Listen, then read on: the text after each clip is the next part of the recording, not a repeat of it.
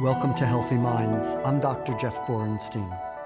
Everyone is touched by psychiatric conditions, either themselves or a loved one. Do not suffer in silence. With help, there is hope. Today on Healthy Minds, you're not alone. Despite the fact that you think in this moment you may feel alone and isolated, you're not. There are people like me who feel very strongly, and the team that's part of this organization, that we exist to help you get that person connected to care. You'd be surprised, oftentimes that first conversation is from a family member or a friend or a colleague who just has enough intuition going on in themselves to say, this isn't right. I'm in a position to do something about it. I'm going to say something. I'm going to do my best to get my pal, my buddy, my colleague, my wingmate connected to care. That's today on Healthy Minds. This program is brought to you in part by the American Psychiatric Association Foundation and the John and Polly Sparks Foundation.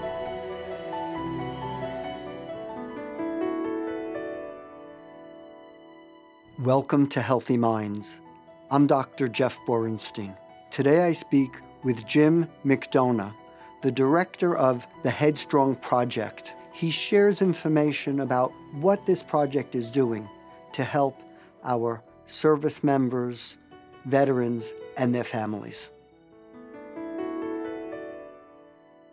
Jim, thank you for joining us today. And in addition to that, I want to thank you for your service to our country and all the work you're doing on behalf of those who serve and their families. Thank you. Well, thank you, Dr. Borenstein. It's a pleasure to be with you today. Let me jump right in and ask you, tell me about Headstrong.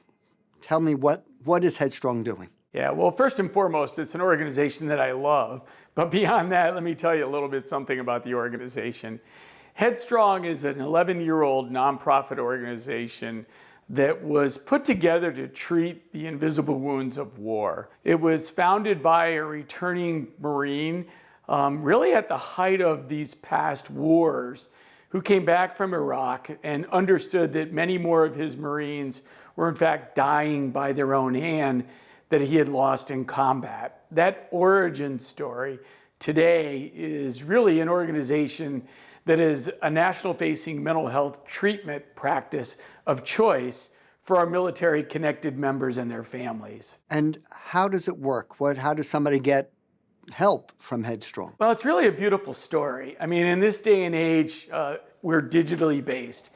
And it's very simple to kind of connect to care through the organization's website. There actually is a Connect to Care button. And one of the things that we pride ourselves on is keeping the barriers to access to high quality care very low. I think that's important in terms of a differentiating stance for the organization.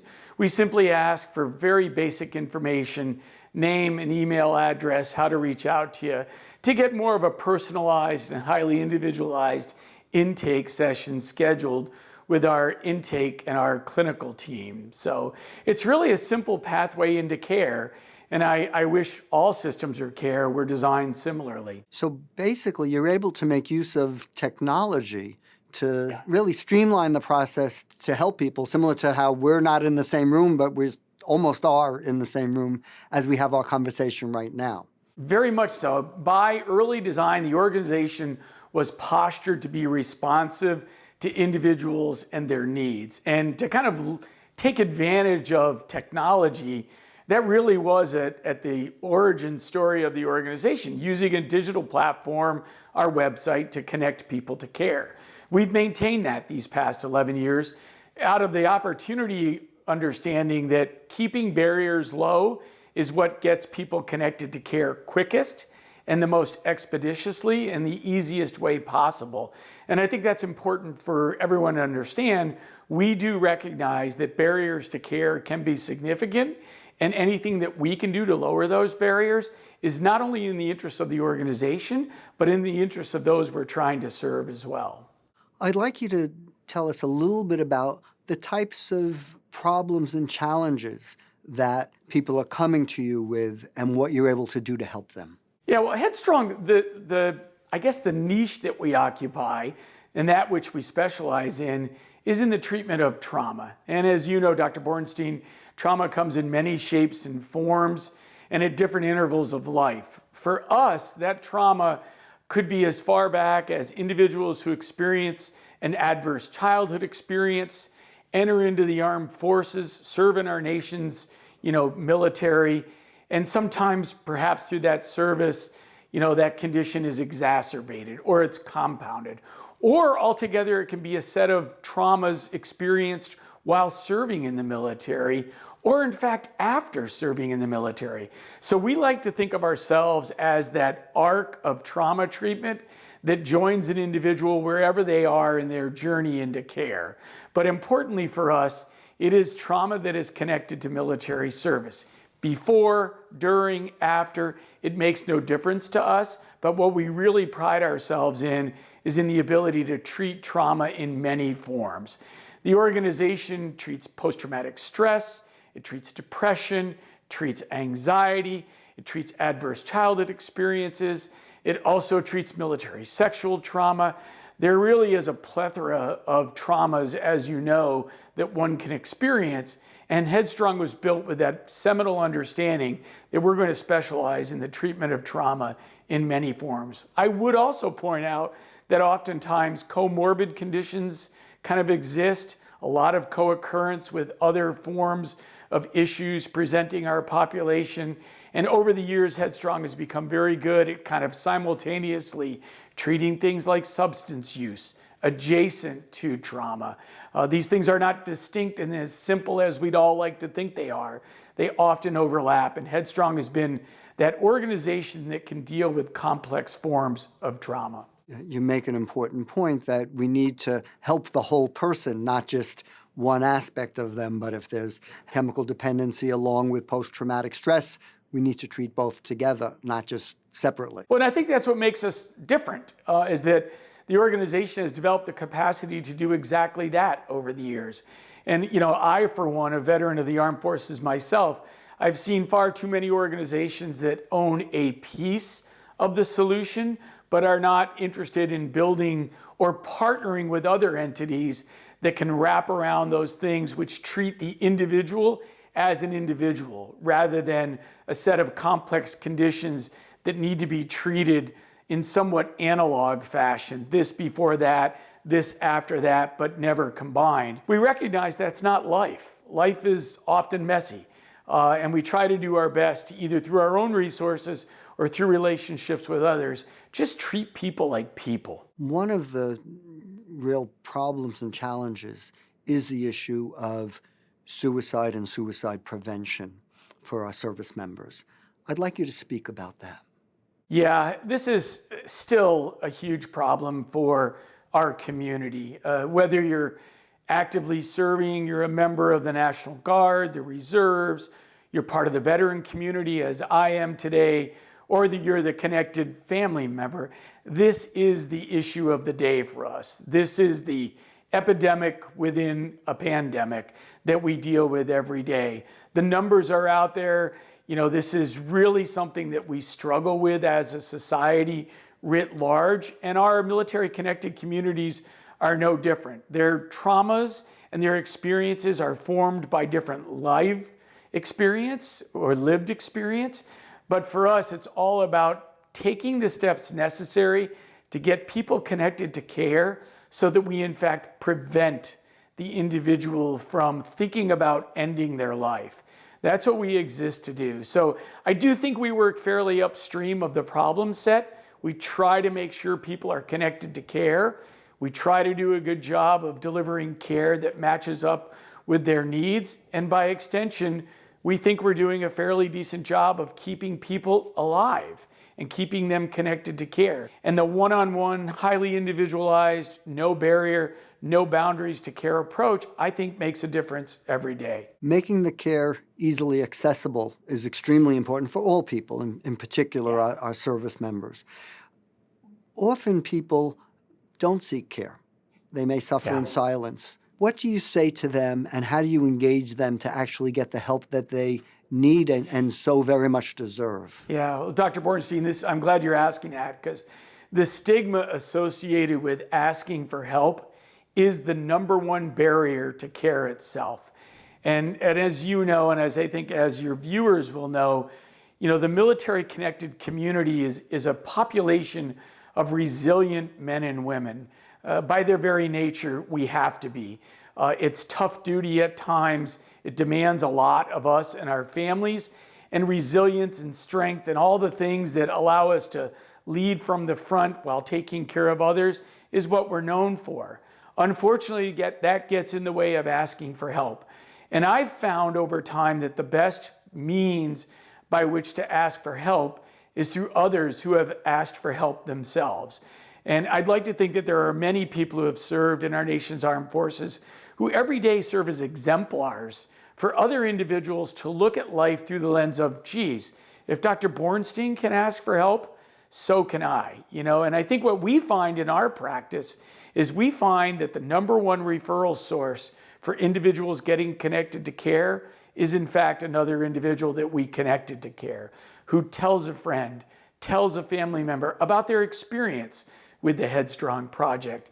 And I think this stigma, unfortunately, it's alive and well, and it permeates the military-connected community so deeply. Overcoming it to the point of being vulnerable enough to ask for help is really difficult stuff. I mean, I've had to do it myself. I know how tough it is. My friends, the colleagues I've served with, I know intrinsically the degree of difficulty with asking for help amongst the people that I served with. It's tough stuff.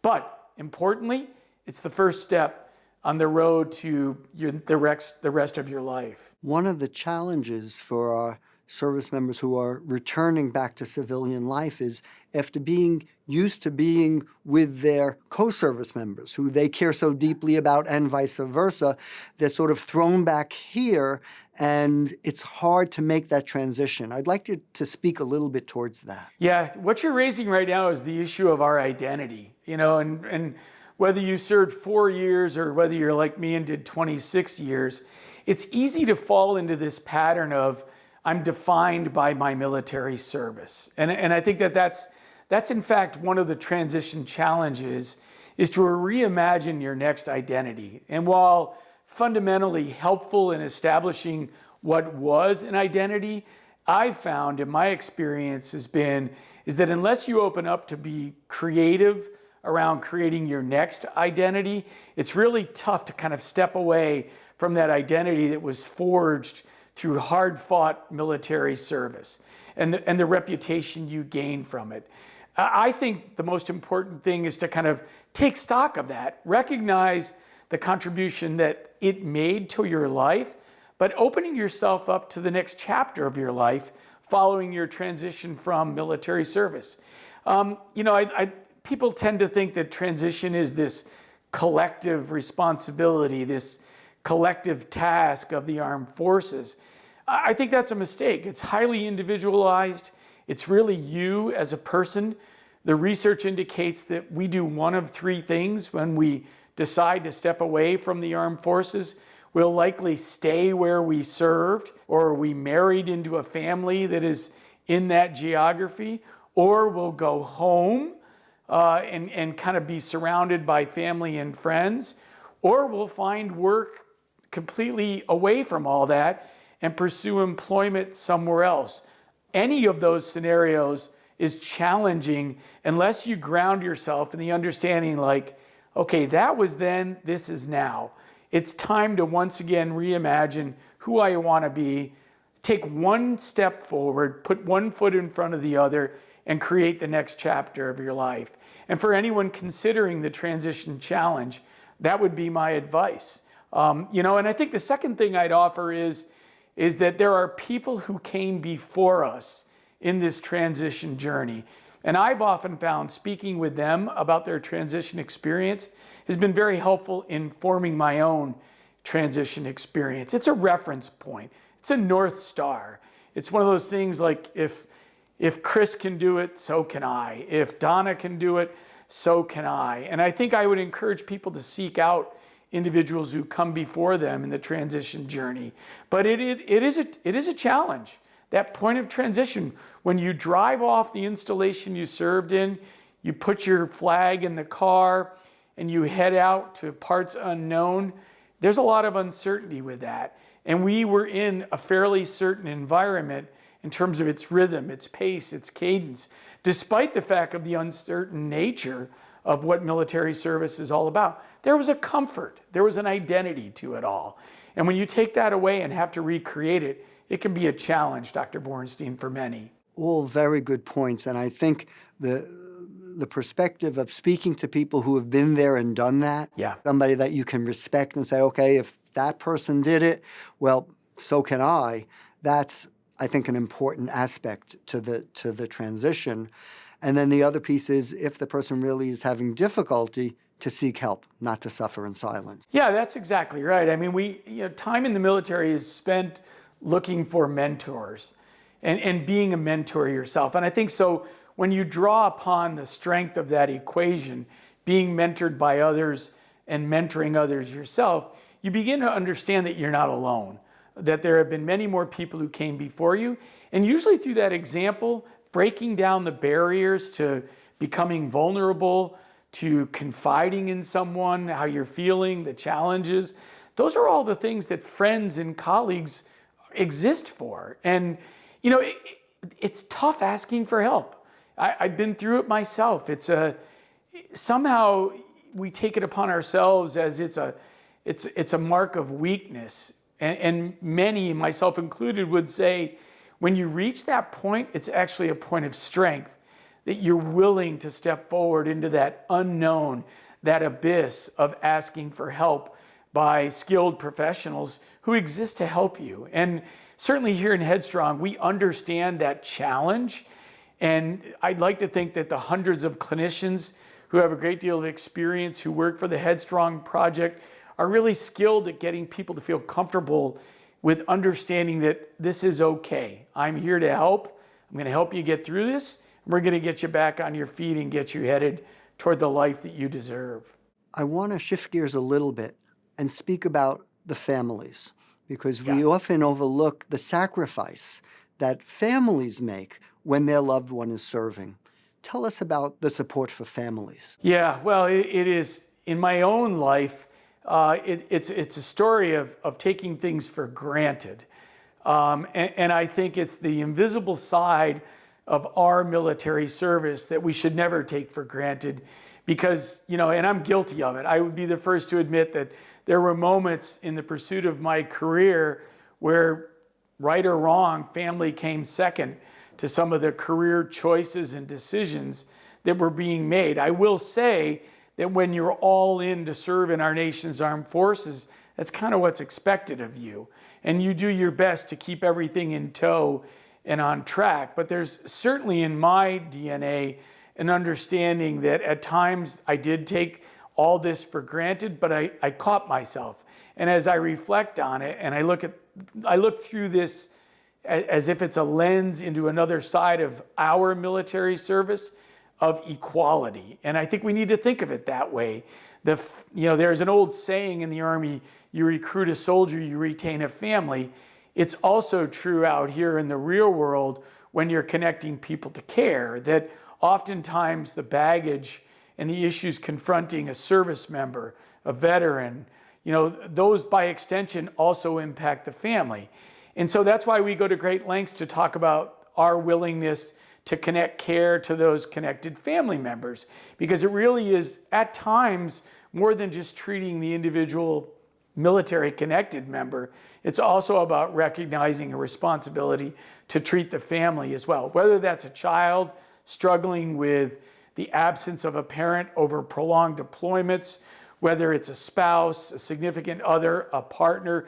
It really doesn't matter, because it's a unit. It's a unit. And when we think about what's necessary to create goodness amongst those who serve their country and their families, we need to think of it as a unit, a family unit. And no parts of it are immune from the challenges of military service. And it's as if at times we need to commit even more resources to the family members because by their very nature, they're trying to keep us serving. They're trying to keep us in the game. They're doing everything they can do to take care of themselves, but they're also doing the things to keep us in the game. What types of symptoms do you see among family members? What are the issues that they come to you with surrounding their loved ones? Yeah, I mean, they talk in simple terms about avoiding responsibility for actions, about shutting down, of engaging in behaviors that exclude the family from what it once was included within. So they speak in simple terms of being shut out, of not being of help, of reading the tea leaves of their partner's life and not being able to do what they really know they'd like to do about it. So I think there's a frustration. They see what's manifested in the individual service member, and they love them so dearly. All they want to do is help, but the individual service member themselves or the veteran is a barrier. And so they come to us with this understanding like, my partner, my spouse is struggling. I don't know what to do. And oftentimes the nexus of connecting to care is in that initial conversation between an individual family member and a clinician who is trying to connect their loved one to the clinician themselves.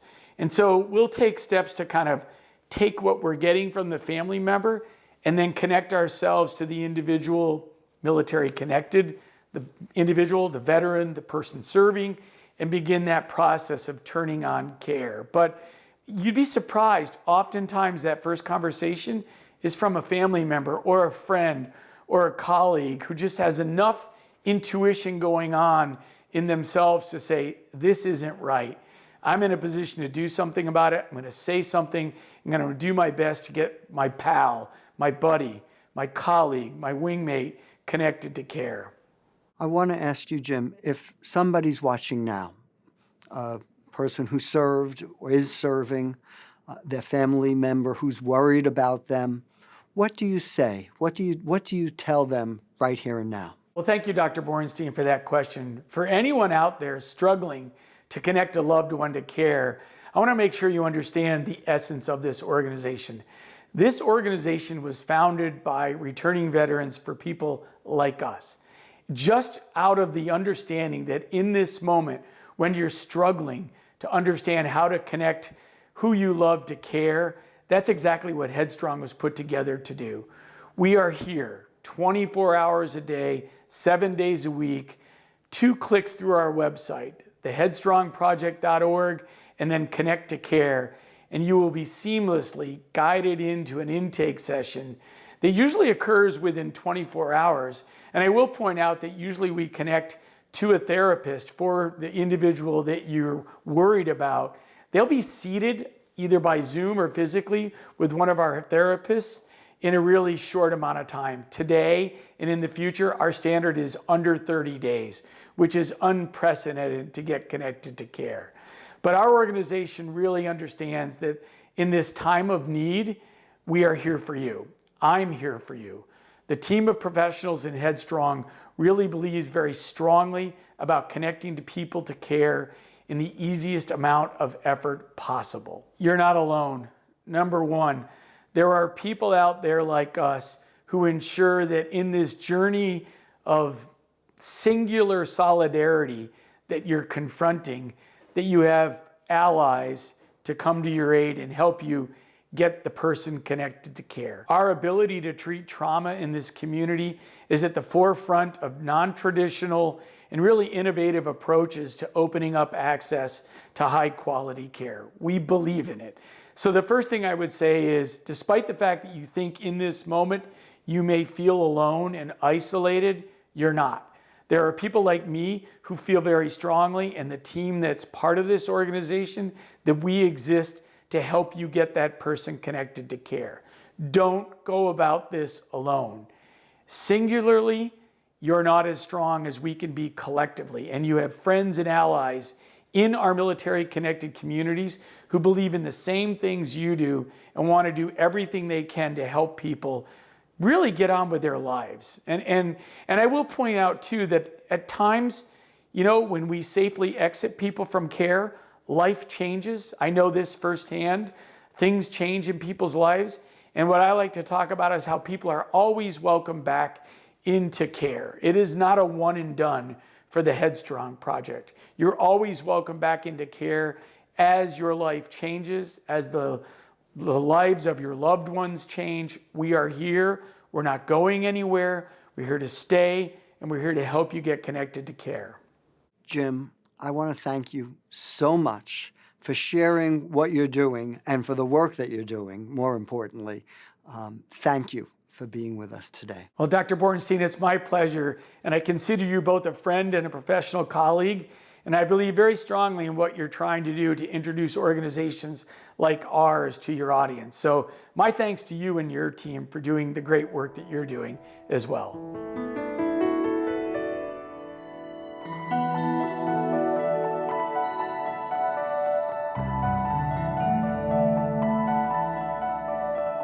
Do not suffer in silence.